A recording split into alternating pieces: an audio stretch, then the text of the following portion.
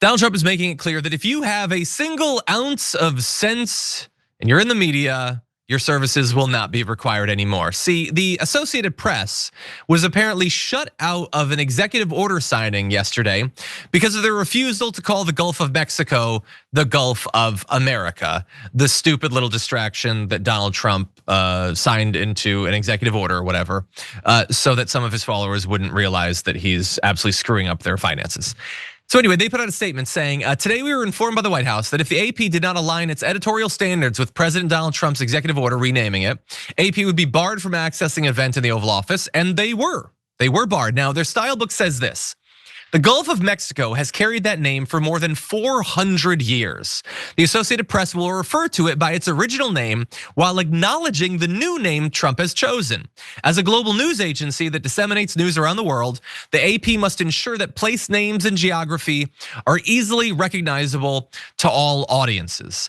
And that makes sense. Again, it's been used for centuries, and also it doesn't help to call it the Gulf of America. We know it borders America. We need to know where else it borders so we know where it is. It could be south of Seattle. It could be north of Rhode Island and be the Gulf of America. But the Gulf of Mexico gives you an idea of where it is. It's a little bit more helpful. It's not nearly as stupid. So that's a benefit that his thing has. But anyway, the AP has stood up for it. We'll see. Maybe they'll give in later on today. And I understand they have a job that they need to do. And we live in insane times where media outlets can be censored by the regime for having an ounce of common sense.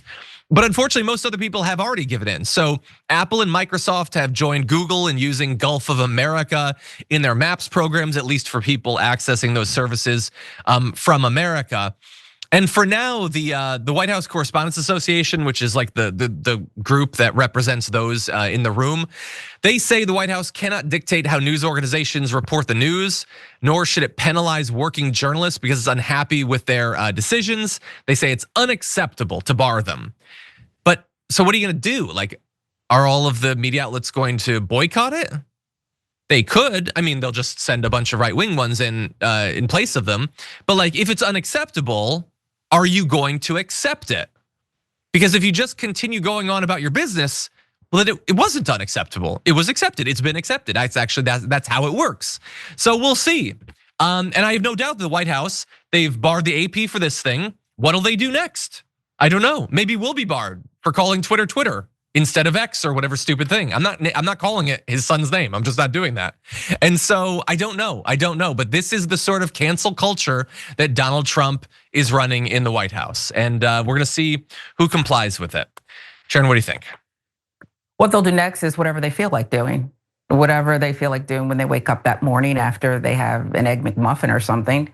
And people will put up with it, and it is acceptable. Just like when ABC settled right after Trump won for that nonsense with George Stephanopoulos telling the truth really about Donald Trump. They actually settled and the number was astronomical, okay? So they will accept this. So I appreciate the White House Correspondents Association for putting out that, did they do it on Twitter? The statement is what it is and no one's paying attention. So you better have a game plan. They still, after all this time, don't have a game plan on how they're gonna deal with this, okay? You had years. Maybe they'll take him off Shopify again. Remember that? After January 6th, they said he was off Shopify. Whatever, Netflix, I think, banned. There's Kanye a couple was just Amazon. Off of Shopify, He'll be I think, back. for the swastika thing. Yeah, and by the way, this is not the first time that the White House has done something like this. Back in 2018, Caitlin Collins was blocked from covering an event because she asked Trump if he had concerns about the loyalty of his former personal lawyer, Michael Cohen, which by the way, was a great question considering what ended up happening with that. So they barred her because she did her job. You're not supposed to do your job. And by the way, so what should the media do? We already know. Fox News told us literally yesterday. Emily Campagno or whatever said they should just publish the press releases that the White House puts out.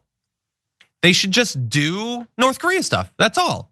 You're not supposed to think about it, add context, fact check, nothing like that. You just put out press releases, which I imagine is what Fox was saying when Biden was president. I think that Fox basically shut down. They just relayed, retweeted whatever Joe Biden said, I'm pretty sure.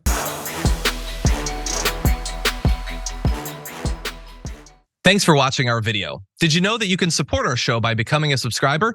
Just click the subscribe button and also ring the bell so that you get notifications when we're live or when we post new content.